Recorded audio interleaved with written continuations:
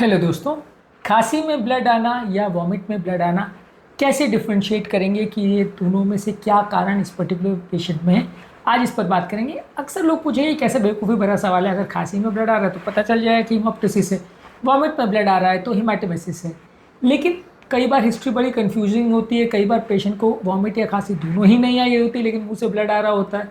कभी कभार ऐसा होता है कि पेशेंट को दोनों सिम्टम्स होते हैं, यानी थोड़ी बहुत खांसी आई, थोड़ा बहुत उल्टी जैसा लगा और साथ में ब्लड आया मुंह में से। अब पता नहीं ये खांसी के साथ आया कि वॉमिट के साथ आया। तो ऐसा एटलीस्ट 20-30% पेशेंट्स में होता है जहाँ हिस्ट्री क्लियर कट नहीं होती है कि ब्लड जो है वॉमिट में आया या खांसी में आया। तो क्या ऐसे पॉइंट्स हैं जो डिफ्रेंशिएट करने में मदद करेंगे कि ये ब्लड खांसी का है या उल्टी का है, और ये क्यों इंपॉर्टेंट है।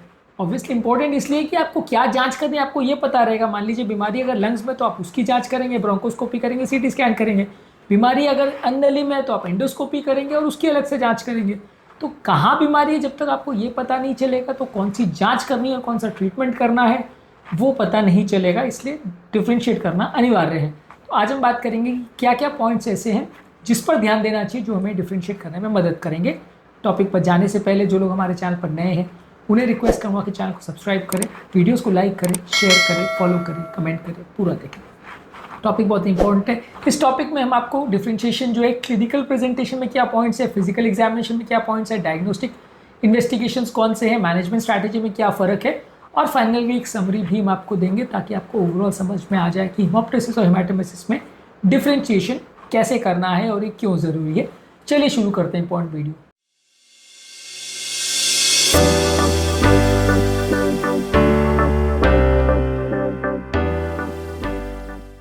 सबसे पहले क्लिनिकल प्रेजेंटेशन में क्या चीज़ इंपॉर्टेंट है। सबसे पहला ऑब्वियसली अगर किसी को खांसी में ब्लड आया तो ये ब्लड जो है वो श्वास की नली या रेस्पिरेटरी ट्रैक्ट में ओरिजिनेट हुआ है। हेमाटेमेसिस में वो अननली में या जीआई ट्रैक्ट में ओरिजिनेट हुआ है। ये डिफरेंशिएशन इंपॉर्टेंट है क्योंकि इसके हिसाब से हमारा जांचें जो है या ट्रीटमेंट स्ट्रैटेजी जो है वो चेंज होगा। ज़्यादातर हिमोप्टिसिस के साथ जो ब्लड आता है उसमें कई बार झाग आता है, उसमें कई बार कखार आती है, कफ आता है, और उसमें कई बार सॉल्टी और मेटालिक टेस्ट होता है जो कि फेवर करेगा कि व्यक्ति को खांसी में ब्लड आया है। जबकि अगर ब्लड वॉमिट में आया है तो ज़्यादातर ये डार्क होगा, ज़्यादातर कॉफ़ी ग्राउंड या ब्राउन कलर अपीयरेंस होगा, स्टार्ट में पेट का एसिड होगा, मुंह में फूड पार्टिकल्स आएंगे, मुंह में खट्टापन लगेगा। ये अगर सिम्टम्स हैं तो वो हिमाटेमेसिस की तरफ पॉइंट करेगा। तो क्लिनिकली ये चीज़ें इंपॉर्टेंट है जो हमें अक्सर पूछनी चाहिए, जो फ़र्क करने में मदद करेंगी। साथ में एसोसिएटेड सिम्टम्स की अगर बात करें तो अगर हिमोप्टिसिस है तो व्यक्ति को खांसी होगी, छाती में दर्द होगा, श्वास फूलेगा, फीवर होगा, इस तरह के सिम्टम्स हो सकते हैं।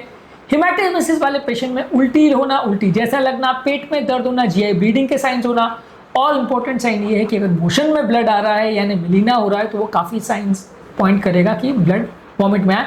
लेकिन कभी कभार ऐसा भी हो सकता है कि ब्लड खांसी में आया हो लेकिन उसका कुछ पोर्शन आपने निगल लिया हो जो कि मोशन में डार्क कलर का स्टूल बन के आया या मलीना बन के, ऐसा हो सकता है, ये भी पॉसिबिलिटी है। इसलिए डिफ्रेंशिएट करना थोड़ा सा मुश्किल है इसको कि सिर्फ मोशन में जो कलर आ रहा है उसके बेस पे। एक और इम्पॉर्टेंट रूप में जाए डिफ्रेंशिएशन इंपॉर्टेंट है वो है अनकॉन्शियस पेशेंट्स में। अब अनकॉन्शियस पेशेंट्स में कई बार मुंह में अगर ब्लड आ रहा है आप डिफ्रेंशिएट नहीं कर पा रहे तो कहाँ से आ रहा है ब्लड, हिस्ट्री ही नहीं मिल पा रही है, तो फिर वैसे केस में आपको दोनों की जाँच करना पड़ता है। लेकिन ये पॉइंट्स अक्सर इंपॉर्टेंट है जो आपको फ़र्क करने में मदद करेंगे। नेक्स्ट इंपॉर्टेंट चीज़ है फिजिकल एग्जामिनेशन में क्या पॉइंट्स मिलेंगे। सबसे पहले पेशेंट के वाइटल साइन देखिए। अगर पेशेंट को श्वास की तकलीफ हो रही है, श्वास की गति बढ़ी है, हृदय की गति बढ़ी है, ऑक्सीजन सैचुरेशन कम है तो वो हिमोप्टिसिस की तरफ पॉइंट करेगा। अगर पेशेंट को हीमोडायनेमिक प्रॉब्लम्स है यानी कि बीपी उसका बहुत कम है या सिग्निफिकेंट बहुत ज़्यादा ब्लड लॉस हुआ है तो वो थोड़ा बहुत हिमाटेमेसिस की तरफ पॉइंट करेगा। लेकिन साथ में ऑक्सीजन सैचुरेशन कम यूजली नहीं होगा अनलेस पेशेंट के साथ ऐसा हुआ हो कि पेशेंट ने वॉमिट को एस्पिरेट कर लिया और वो श्वास की नली में चला गया हो। अब आप देख रहे हैं कि कैसे कंफ्यूजन इसमें हो सकता है कि कई बार जो खांसी में ब्लड आया वो नली में चला जाए तो मोशन का कलर डार्क हो सकता है।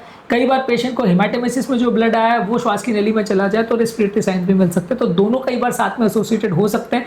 इसलिए प्रैक्टिकली स्पीकिंग कई बार ये डिफ्रेंशिएशन उतना ईजी नहीं होता जितना लोग सोचते हैं। लेकिन ये पॉइंट जिसके बारे में आज हम बात करें वो आपकी मदद करेंगे ये डिफ्रेंशिएशन करने में। इसके अलावा आप मुंह की जांच करते हो, अगर आपका ब्लड कोई ओरोफारिंग्स वगैरह से आ रहा है और साथ में अगर नाक में और थ्रोट में अगर ब्लड है तो अगर आप एग्जामिनेशन करते हो तो आपको वहाँ से ब्लड आता अगर दिख रहा है तो आप सोच सकते हो कि ब्लड श्वास नली से आ रहा है। और अगर पेशेंट का ओरल कैविटी और मुंह बिल्कुल क्लियर है और ज़्यादातर जो ब्लड है वो फारेंजियल एरिया से नीचे पोर्शन में अगर आ रहा है, मुंह क्लियर है और नाक में कोई ब्लड वगैरह नहीं है तो वो ज़्यादातर पॉइंट करेगा कि ब्लड वॉमिट में आ रहा है, खांसी में नहीं आ रहा। ये इंपॉर्टेंट चीज़ें हैं जो क्लिनिकली डिफ्रेंशिएट करेंगे, हालांकि ये डिफ्रेंशिएशन इतना ईजी नहीं है। Finally it boils down to investigations की इन्वेस्टिगेशन में क्या करना है। पहले आप व्यक्ति का सीटी स्कैन या एक्सरे करके देख सकते हैं, उसमें कुछ इंपॉर्टेंट फाइंडिंग्स मिल सकती हैं जैसे कि निमोनिया या हार्ट के प्रॉब्लम्स। इसके बाद आप पेशेंट का सीटी स्कैन में अगर आपको कोई पर्टिकुलर लंग में इन्फ्लेमेशन मिलता है या कोई कैंसर वगैरह मिलता है, चाहे अन्न नली का या श्वास नली का, तो उससे आप डिफ्रेंशिएट कर सकते हैं। इसके अलावा आप करते हो एंडोस्कोपी एग्जामिनेशन जिसमें अन्न नली में कोई ब्लीडिंग अल्सर वगैरह है कि नहीं वो देखते हो, या ब्रोंकोस्कोपी जिसमें श्वास की नली में कोई प्रॉब्लम है या नहीं, वो सब चीज़ें देखते हैं। साथ में आप करते हैं कंप्लीट ब्लड काउंट जिसमें कितना हीमोग्लोबिन ड्रॉप हुआ है वो पता करते हैं। आप कोएगुलेशन टेस्ट करते हैं जैसे ब्लीडिंग टाइम, क्लॉटिंग टाइम, ये सारी चीज़ें एनालिसिस करते हैं कि जिससे ये पता चले कि पेशेंट को अगर कोई ब्लीडिंग डिसऑर्डर्स है तो उसमें कौन सी डिसऑर्डर है, किस टाइप का डिसऑर्डर है, उसके हिसाब से ट्रीटमेंट स्ट्रैटेजी प्लान करते हैं। इसके अलावा आप स्पेसिफिक टेस्ट करते हैं अगर किसी व्यक्ति को स्पूटम कल्चर में कोई प्रॉब्लम आ रही है कि लिवर फंक्शन टेस्ट में कोई प्रॉब्लम आ रही है या कोई और बीमारी की तरफ पॉइंट कर रहा है तो उसके हिसाब से आप टेस्ट कर सकते हैं। बहुत सारे हमने इस पर डायग्नोस्टिक टेस्ट पर बात करी है और बहुत सारे डिफरेंशियल डायग्नोसिस पर, हीमोप्टिस पर बात करी है, तो जो कारण आपको मिल रहा है उसके हिसाब से स्पेसिफिक टेस्ट आप कर सकते हैं। लास्ट में बात करेंगे इसके कॉमन कॉजेज पर। हीमोप्टिसिस के कॉजेज में अगर किसी व्यक्ति को रेस्पिरेटरी इन्फेक्शन हो जैसे निमोनिया, ब्रोंकाइटिस, ट्यूबरकुलोसिस में हो सकता है, क्रॉनिक लंग डिजीज जैसे एस्थमा और ब्रोंकिक्टिसिस में हो सकता है, लंग कैंसर में हो सकता है, पल्मोनरी एम्बोलिज्म में हो सकता है, आर्टेरियोवेनस मालफॉर्मेशन में हो सकता है। वही हेमाटोमेसिस ज़्यादातर पेप्टिक अल्सर में, इसोफेजियल वायरसिस में, गैस्ट्राइटिस, इसोफेजाइटिस, मैलेरी वेस्टियर, ये सारी चीज़ों की वजह से हेमाटोमेसिस हो सकता है।